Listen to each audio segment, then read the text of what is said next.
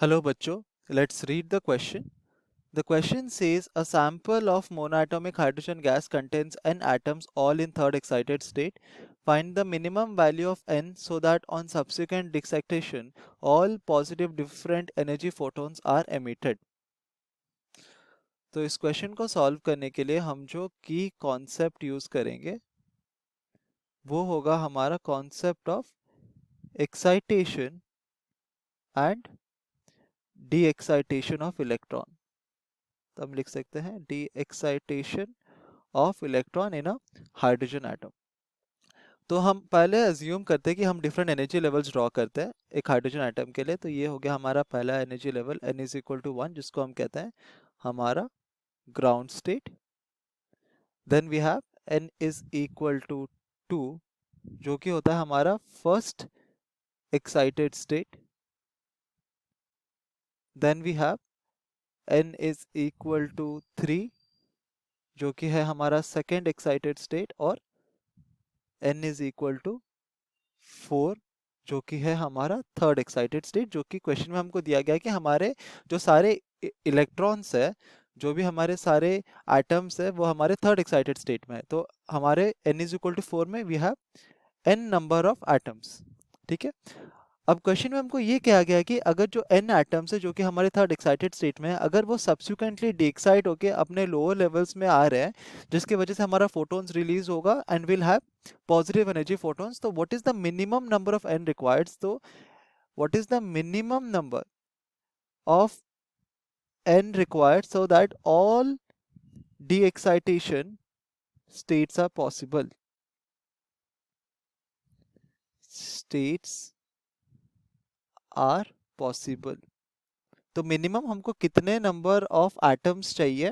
तो हम पॉसिबल यहाँ पर लिख सकते हैं कितने नंबर ऑफ एटम्स चाहिए हमारे n इज इक्वल टू 4 की थर्ड एक्साइटेड स्टेट में, ताकि सारे डी एक्साइटेशन स्टेट्स जो पॉसिबल हो सकते हैं जिसकी वजह से हमारा फोटॉन्स रिलीज होगा वो हमारा पॉसिबल हो जाए. ठीक है.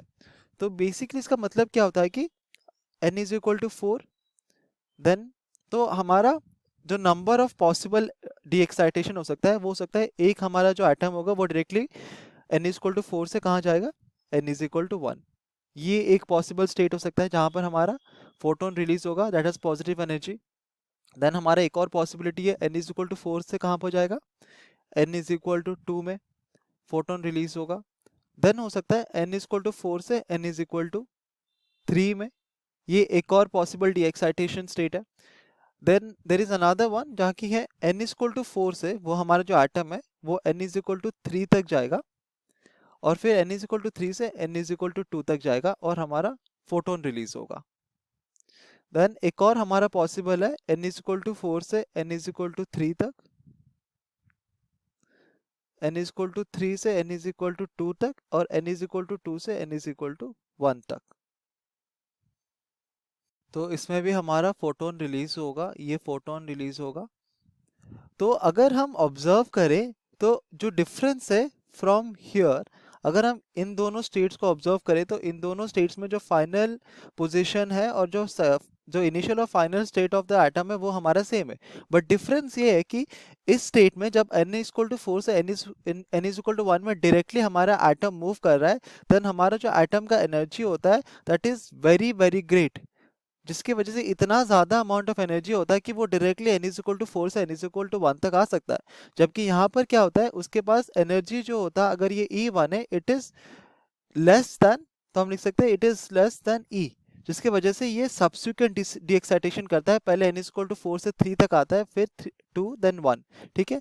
तो अगर हम देखें तो number of D excitation states available, तो यहाँ पर एक डी एक्साइटेशन होगा 1, ये 2, ये 3, 4, 5, 6, 7 और 8. सो तो total number of D excitation states हम अगर हम लिखे तो डी एक्साइटेशन स्टेट्स अगर हम लिखे तो that is equal to 8. So the minimum number of required atoms will be n is equal to 8. Minimum 8 atoms चाहिए ताकि हमारा subsequent de excitation, all possible subsequent de excitation states can be upheld. Hope you understood it well. Best of luck.